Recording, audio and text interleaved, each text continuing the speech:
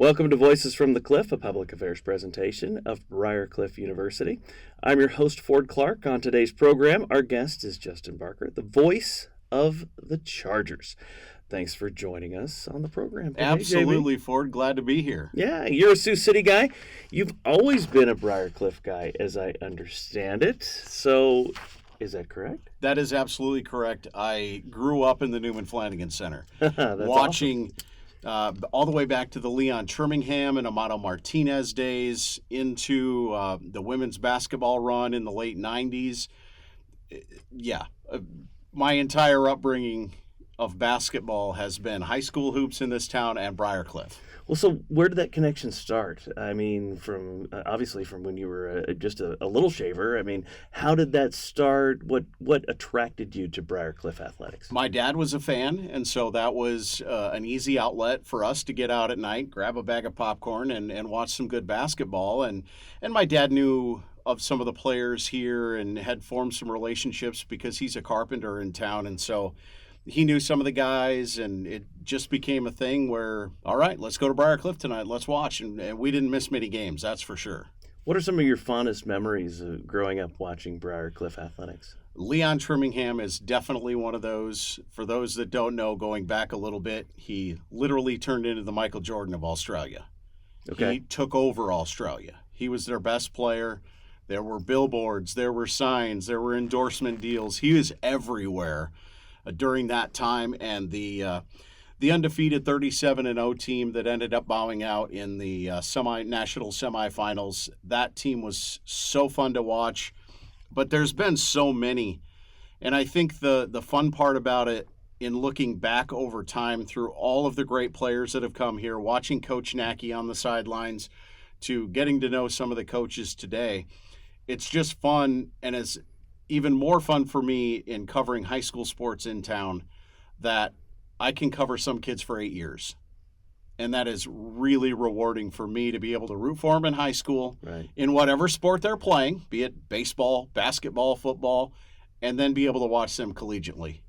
So take us through your journey of growing up in Sioux City.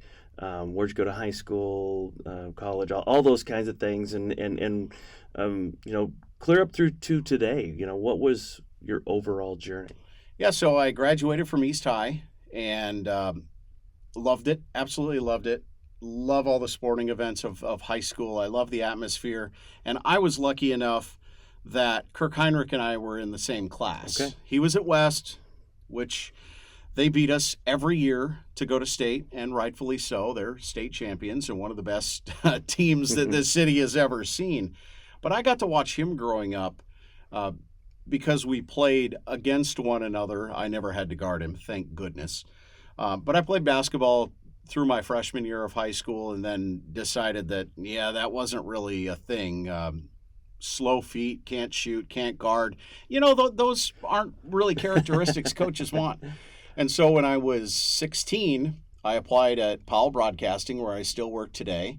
And I have done every single possible thing in that building, and I've worked my way to the operations manager, which I am now. So I oversee 5 stations here in town and do a local morning show on the talk station, do high school sports, get to moonlight a little bit on the country station, on the classic rock station, and just my passion and love for music about equals my passion and love for sports. So it's something I always wanted to do, was be on the radio. Thank you to Harry Carey. He started that early, WGN in Chicago, getting 162 games a year. But that's been kind of my professional path. And then I've been doing Briarcliff athletics off and on since 2007. And so that has evolved into coming to speak to classes and representing the radio station. And then a couple of years ago, Michael Crowley had approached me and asked if I'd like to adjunct here. And that was an absolute no-brainer, but I had no idea how fulfilling and fun that was going to be, even just an hour a week. Right. I get 50 minutes with the kids, talking radio, talking shop, teaching them about the ins and outs of radio, the ins and outs of speaking, the trying to get them more confident in their own abilities and seeing them come out of their shells. It has been absolutely amazing. Well, those aren't the only hats that you wear. You have other hats that you wear around the city as well. Tell us a little bit about that. I do some PA work in town, which you are very, very good at. Oh, well, I appreciate I got some that. room to grow. But I do PA for Bishop Heelan baseball during the summer because I have to have a creative outlet. I've also been a part of the NAI broadcast network for about 15, 16, 17 years in there, and get to sit courtside the entire tournament and not miss a minute of any game, broadcast a bunch of games, and highlight those student athletes, and that is an absolute blast. Going back a little bit to the high school aspect of things, for Powell Broadcasting, you get to do a lot of high school games and things like that. Sioux City has been a hotbed of high school athletics for so long. What are some of the memories that you have of high school athletes? You know, you talk about Kirk Heinrich, and he's probably one of the most prominent athletes to ever come out of Sioux City. But there have been a lot of high school athletes that have come out of Sioux City. What are some of the ones that I'm putting you on the spot here a little bit? But what are some of the ones that come to mind? Well, lately it's been Connor Groves that played here at Briarcliff. Got to know him a little bit, and he's just an amazing young man. Played at Sergeant Bluff Luton, had a really fun basketball career, which actually opened an opportunity for me to check off a bucket list item, and you'll understand this as soon as I say it, but Sergeant Bluff Luton played up at the Target Center in Minneapolis, right. So I get to say I did a game in an NBA arena. That cool. was so cool. But the Robert Newstroms and Tyler Cropleys and Daniel Tillos that have made their way through minor league baseball, Dave McTomshay, getting to follow their journeys and getting to know those guys has been absolutely terrific. Bishop Heelan's run in girls basketball has been fantastic. Coach Koolstra is such an amazing guy. And back to my high school days, getting to watch the South Sioux City Cardinals play is one of my favorites, because they just simply were not going to be beat during that string of 10 championships in 11 years or 11 and 12 years. Pretty whatever unreal. It was with Coach Flynn. Yeah. I mean, that was so fun to watch. And Mike Gazelle and Adam Woodbury, who played at South Sioux and East respectively, went on to the University of Iowa. Zach McCabe, who went to play basketball at Iowa. Those are really fun stories for me to watch. Brandon Wager coming out of this town. He had his struggles after Iowa, but ended up across town at the other school here, and but made his way to an NFL training camp, made his way and got to play in a few games.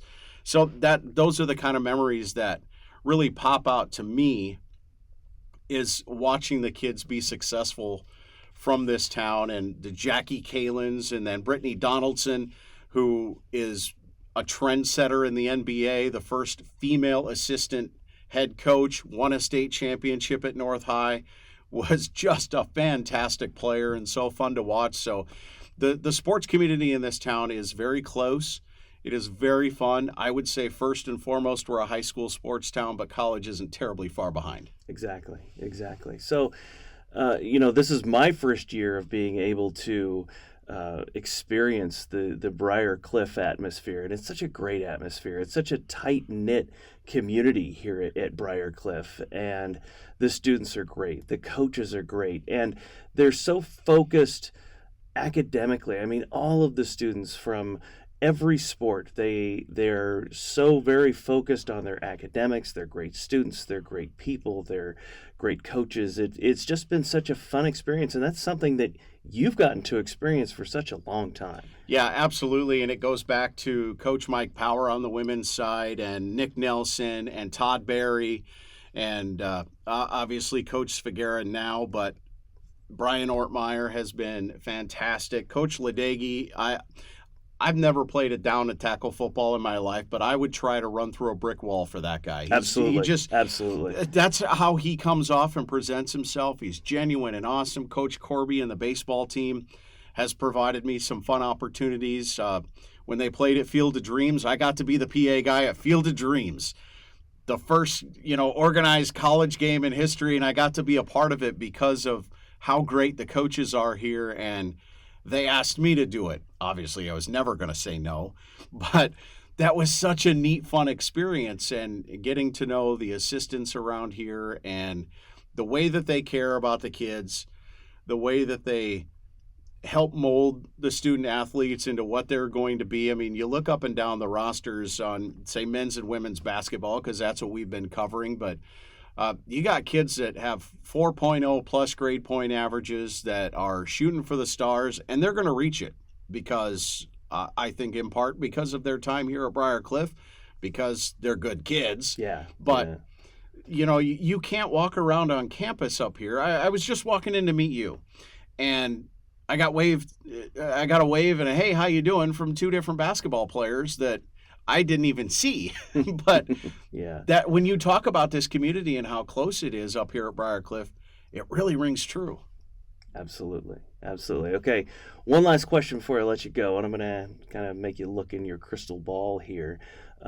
Future of Briar Cliff athletics. I mean, the future seems very, very bright here in all aspects, from football to baseball to softball to basketball to soccer to everything. I mean, it's just such a positive atmosphere around here. I love what Tim's doing in the athletic department. I think he's absolutely great. And the success of the teams is fantastic, and it's so fun to watch. My ultimate dream, though, is to call Briar Cliff football on campus. I want to see that so bad for the coaches, for the players, and for this campus community, because if the students treated anything like the Newman Flanagan Center, that's going to be a great place to be. Absolutely. So in that crystal ball, if there was something that could be said, that's a goal of mine, to hopefully call a football game here on campus. And it feels like that's not in the distant future. I mean, agree. The way things are going, and I know that nothing's been said publicly, but it feels like the momentum is headed that direction. I agree with you, and I feel the same way. I think there's a lot of positive momentum that Coach Ledecky, Tim, the athletic department, and President Drought and everybody, he couldn't have taken this job here at this university without seeing such a great path in front of him. And the few times I've had the chance to talk to him, it sounds cliche, but he gets it.